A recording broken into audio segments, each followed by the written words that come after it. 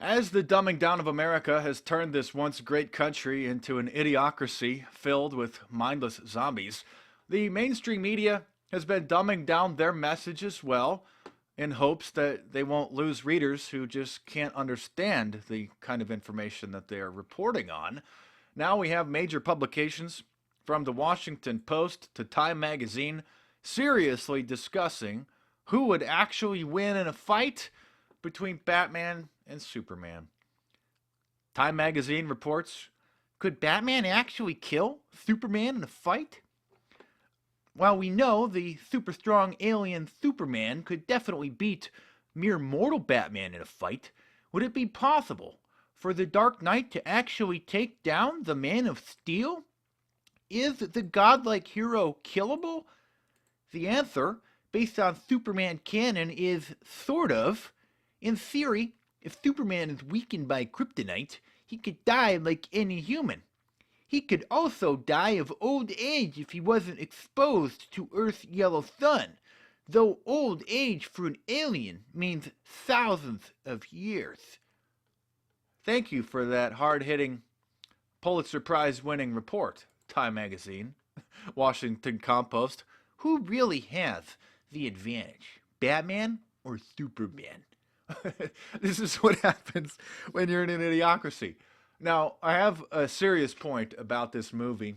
I will link up the trailer that I'm talking about in the description below. In the very beginning of the trailer, you may hear some familiar voices from actual news broadcasts, from supposed hard journalists like Charlie Rose on PBS, and world famous astrophysicist Neil deGrasse Tyson, in more blurring between fact and fiction and Hollywood and supposed hard news.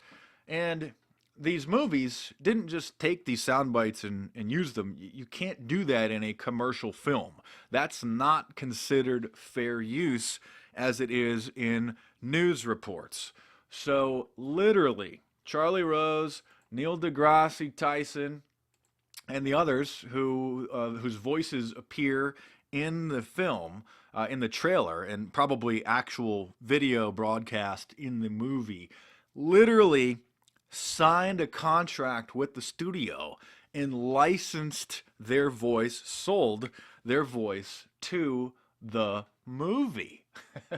Okay, one of the most well-known examples of this is the 1997 movie Contact, which used footage from CNN, who CNN licensed their footage to it, of a speech by Bill Clinton, which then was heavily edited to make it appear as if Bill Clinton was talking about the arrival of extraterrestrials.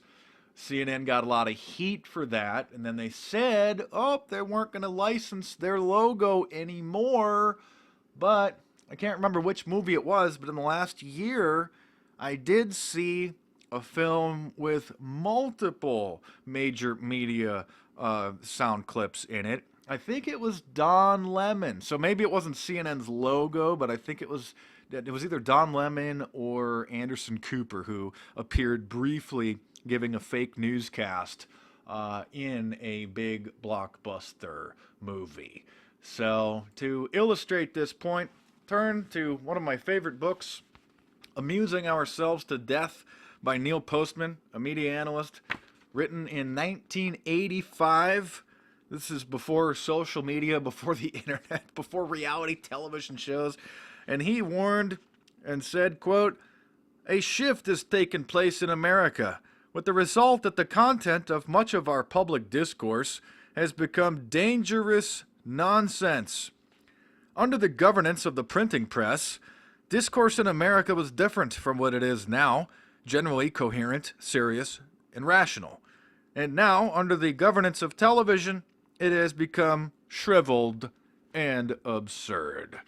One more quote from this fascinating book which charts the change in American society from when people only read books and got their media that way to now television and the internet. And this is again before social media and all this. This book is just absolutely fantastic. He goes on to warn that this is in one of the final chapters.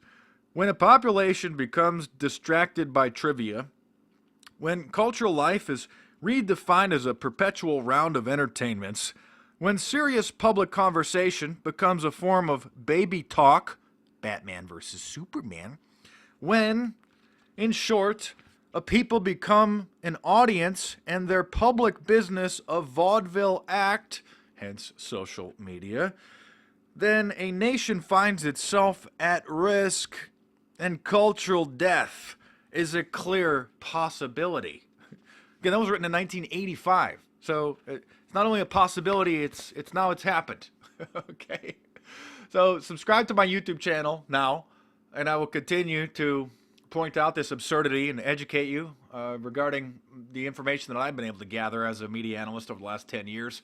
Check out some of the previous 2,000 video reports. You can check out my latest book, The Illuminati in Hollywood. Get it in paperback on Amazon.com or download it onto your tablet from any of the major app stores, from Kindle or iBooks or Google Play, and it will show you how and why the Illuminati went from originally most researchers were investigated it as a secret political and media mafia to how it now has morphed into the minds of the masses into a celebrity secret society that most of the dumbed down public just want to join.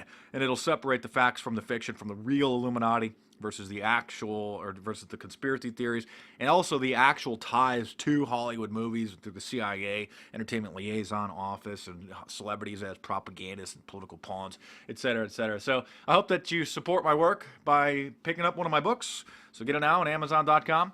Stay tuned. Lord willing, more videos coming soon.